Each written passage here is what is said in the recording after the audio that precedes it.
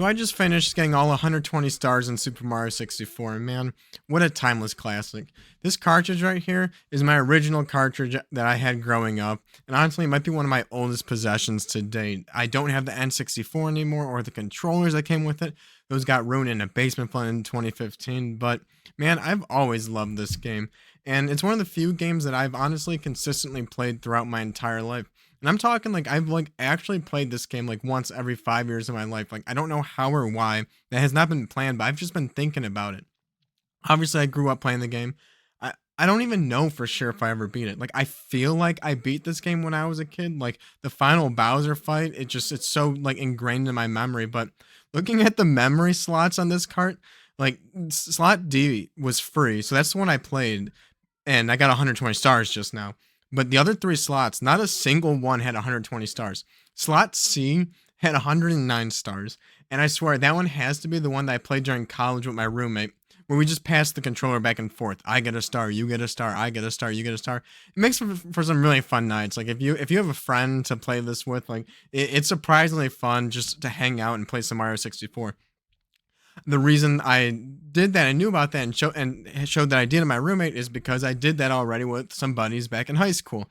I think not on this cart, but we did it on like my friends like Wii. He had it on the Wii Virtual Console, and we passed the controller back and forth. I think there was three of us that time, and so like I did a star, someone else did a star, the third person did a star, and you just do that for hours, just hang out, and as one person drives and gets the star, and if you die, you pass the controller on, let someone else try. It's a ton of fun. Before that, I believe the last time I played it was Mario 64 DS. And now I honestly might be most nostalgic for that one. I know that one gets a bad rep because of maybe the controls and all that, but that was the first time I definitely got all the stars in the game. And that one has 150 stars instead of 120. But I haven't even replayed that one since, so I'm really looking forward to that. The next time I play Mario 64, it's probably going to be Mario 64 DS. But the other two save files had like 58 and like 59 stars. And like I don't think that's enough to beat the game. I think you need at least 70. So I'm just like that was a real head scratcher for me. Like I don't know if I deleted any saves at one point or not, but I swear I beat this game as a kid. Not 120 stars, but I swear I at least beat Bowser, but that's not what the save files are saying here. So I'm pretty confused by that, but I don't know. Now I know this game pretty well, so it's like, and if you never played this game before, it might take longer. It takes me about 8 hours to beat this game around. Uh, and definitely in the 3D All Stars. Like I know this because of 3D All Stars. When I played that when that came out in what was it 2020, I played it very OCD and systematically when I did it back then. And so there's the main floor, the basement, the upstairs, and then like the third floor. So second floor, third floor. And so on the first floor, you only need 8 stars to fight Bowser the first time. Then you get a key where you can go into the basement. And instead of like doing that and like beating Bowser, being Bowser, quote unquote beating the game, I did it very systematically, very OCD like, where I went to the first course, uh, Bob-omb's Battlefield, and got all the stars there before moving on to the next course. So I think what every course has 6 stars, and then the 100 coin star. So that's 7 stars in Bob-omb's Battlefield. I probably went to the slide next because come on, the slide level is just so much fun in this game. You can actually get 2 stars there, but after the first star, you have enough to fight Bowser. And back when I played this on 3D All Stars, instead of fighting Bowser, I went to Womp's Fortress. Got all 6 stars plus the 100 coin star, so that's another 7. And then you go to what's the next one? Like Jolly Rogers Bay. I'm not sure if that's what that's called or not. And you can't get all the stars on that one. See that messes up my OCD right there. You can't get all the stars there because you need the Metal Mario cap in order to get the one like in the like whirlpool thing at the bottom. But that nah, I mean I can't say for sure if there isn't a glitch or not. I'm not someone who glitches. I don't speed run this game. I'm like just I'm a normal person who plays Mario 64 for fun. I'm not doing anything fancy or anything. Just playing it pretty vanilla. Um, but you can't do that. That kind of always bugs me that I can't like perfectly do the whole downstairs before fighting Bowser. You do the Penguin world. Um, and then you fight Bowser and then go to the basement. And basically, I try doing the same thing. Eventually I got the metal cap and then go back and clean up the first floor. Get like the secrets as I go along. This time, I made an effort to micro game. I was playing this on the analog 3D, and I really wanted to, most of all, test out the 8-bit Pro controller more than anything, because I like original hardware, and more than anything, the original hardware I can give like more leeway to is the controller. Like, um, I really like the SNES Classic, the Super Nintendo Classic, or the NSO controllers. Like I can play a game on NSO, and they issued like the actual N64 controller, which I have that. I've just seen some mixed reviews on like how easy it is to set it up with the analog 3D and lag and all that. I just know the 8-bit Do is probably the best controller with the analog 3D. It's made for it. It's probably like being like, you know, purposely the best controller for a little, at least for a time period, just to like some partnership to sell more of these. Like, I'm not stupid. I know that's why. But either way, if it's like the most seamless, easiest thing to use, uh, it's like a $40 controller. So I figure I'd get it, but I really want to test it out to see, like, especially as I continue exploring the N64 library and I start playing games I've never played before that I can't compare the feel to it.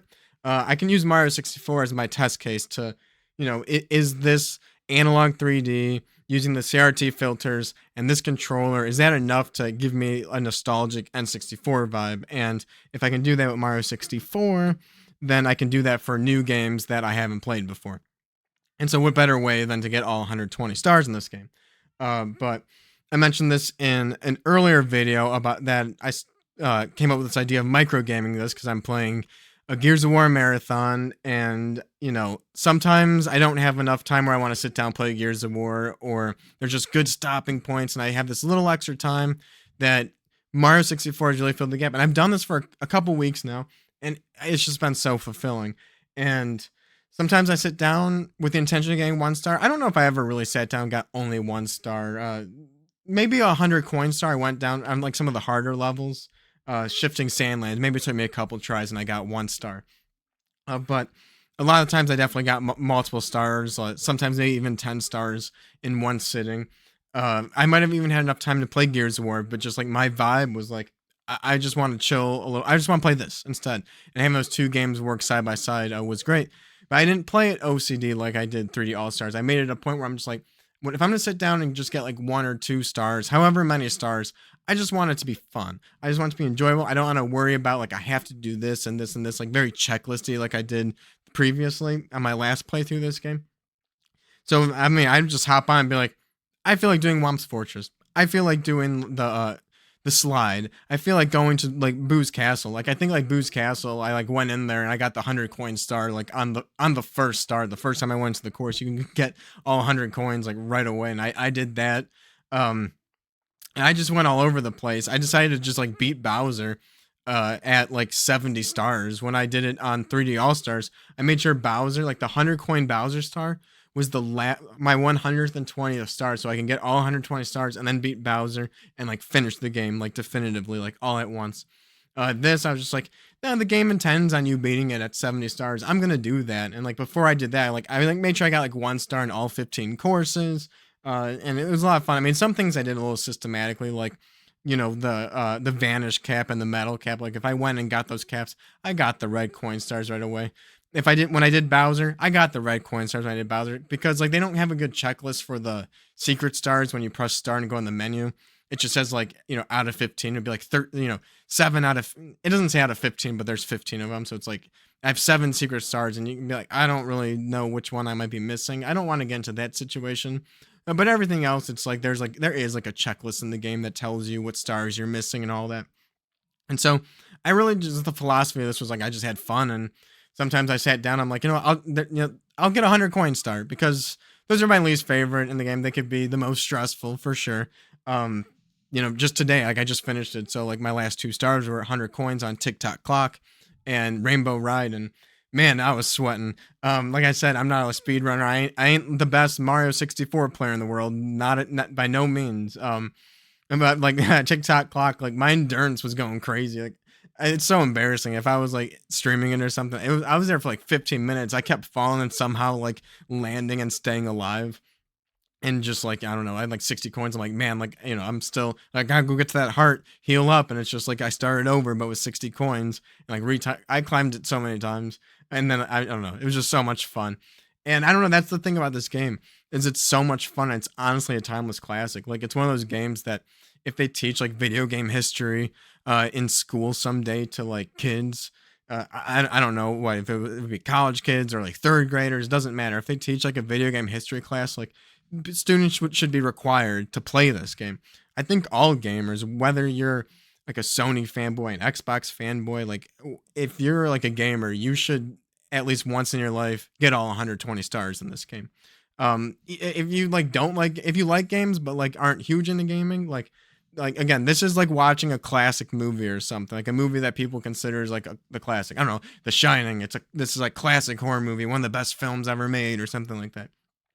Yeah, you need to play this game, and you need to get all 120 stars. I mean, at the end, they like there's a message from the developers to say this is the end of the game. Like getting all 120 stars is the end of the game, and like I don't know, yeah, it's just like a timeless classic, and it's just aged so incredibly well. I remember like as a kid, like I can never get the canon, and like before the internet and all that, I feel like everybody knew about the canon, and it's just such a great aspect of the game that like they had that open area at the beginning, and like it's like Nintendo, like the designers knew that like maybe because just 3D was so new that like the player would just run around and explore and just have fun, just running around these courses, doing whatever. And you'd see the canon, and like yeah, as a kid, like I don't even know when I learned like Yoshi was on the top of the on the castle. Like again, I said like I played this with my roommate in college, but obviously the save file says 109 stars, so we didn't get to Yoshi. And when I got all the stars on Mario 64 DS, Yoshi's a playable character, so I don't think Yoshi's at the top of the castle. I don't remember what's up there. uh, and I definitely didn't get there as a kid. But like back in the day, like this is like when there's like playground rumors and stuff like that. So like I definitely remember like talking to like a friend about like what could be up at the top of the castle. Like what does this cannon do? Like what's up at the top of the castle? I believe he told me that Yoshi was up there, and I was like, "Oh, no way, that's awesome." But at the same time, I remember talking to this kid about like, oh, wouldn't it be cool if Goku was in Super Smash Brothers Melee? And he was like, he is in Super Smash Brothers Melee. He's this like super secret, deep, unlockable character. And so yeah, what a liar, you know. But yeah, I don't know. It's just like those kind of secrets and the vibes of this game. Like, yeah, if you've played this before, like this nostalgia hits every time. Every time. I mean, I guess unless you speed run the game and play consistently, but like I've played it, you know, once every like 5 years. This is kind of making a point to me, like replaying it now that it's like, you know what, I'm getting older. I feel like I should play this at least like once every like maybe 3 years. Like I should play this more frequently. It's just a fantastic game. Every level is just so well done. I do think though that like the charm of this game, or just like the vibe of this game, I don't know. People might think that Mario is such like a kiddie game or whatever, but I feel like so many of these worlds, like even as a kid, like really like creeped me out or gave me just like horrible anxiety. Like was like really hard, or just had such a creepy vibe to it. So the first two levels, Bomb Battlefield and Womp's Fortress, those are great. Those are like, this is fun. Like you do the slide level, like this is fun, Mario. I'm having a good time. Then you get to like, yeah, I believe it's Jolly Rogers Bay, and there's that eel. That eel really creeped me out as a kid. And then you're like swimming underwater, running out of breath. So it's like there's a bit of anxiety there. And if you hit like a shell, it's like very scary. Like this is like you get like shocked or something. I think you get shocked on the shell. There's definitely other enemies where you get shocked that like, I know like on the little ball guys, the electric guys, they're on like the first Bowser, and in like shifting sandlands and the pyramid. Um and I always get like scared when I got hit by those, but this time like playing it through, like I just realized I'm like, oh, they only do one little sliver of health, of damage, and they don't do any knockback. So I'm like, these guys aren't scary at all. Like, who cares if they hit me? Yeah, it's taken me, over 30 years of my life in multiple playthroughs before I realized that. Um, yeah, I don't know. So like, yeah, the first two levels of the game are a lot of fun, but the penguin one, the slide, is a lot of fun, and the vibes, bringing the penguin down. But like at the same time, there are parts of that level, like the lift, that are like, I don't know, super anxiety inducing. Like as a kid, right? Like, then you get to Bowser. Always thought the Bowser levels were a bit creepy. The Boo Castle's pretty creepy. The entire basement is almost like has like these scary, creepy vibes to me. Like the inside the pyramid on shifting sandlands, and also losing the hat as Mario, and then like thinking you might never get it back. Yeah, it's just like, I don't know. Like for such a family fun game, I feel like it's out of out of all the Mario games, it kind of has like this like kind of scary, creepy vibe to it. Wet Dry World, that one creeped me out as a kid, but older, that actually is one of like the easier levels in the game. I thought Tiny Giant World, Tiny Huge World, that one I thought was one of the harder ones. The 100 coin star on that one, the 100 coin star on that course was probably my third least favorite star, or I thought was the hardest star in this. I was going about it wrong, starting with Big Mario. Like pro tips, you almost do all of it as Tiny Mario because when you ground pound the Goombas, they give you a blue coin, so that's huge. It's just a fun game, man. I'm sure many people have already like talked this game into the dirt. It's a timeless classic. Again, it only takes like maybe 8 hours, and if you've never played it before, it might take you more than 8 hours. But like, like heck yeah, like go for it, man. If you haven't played this game, do it. It's great. I mean, as an older gamer, like maybe you're gonna be like, I don't know. I feel like I've seen like clips of like younger people playing this game, and they're playing it like a speed runner or something, or like they're playing Call of Duty, like playing it all twitchy. They're like, Mario Six. I understand now what Mario 64 is so good. It has such like, oh, it has such like good movement, and like I don't feel like no one called it movement back then. You know what I mean? And they're doing these like crazy like hack tricks that like I could never do in my life. Yet I'm like this huge like Mario 64 fan.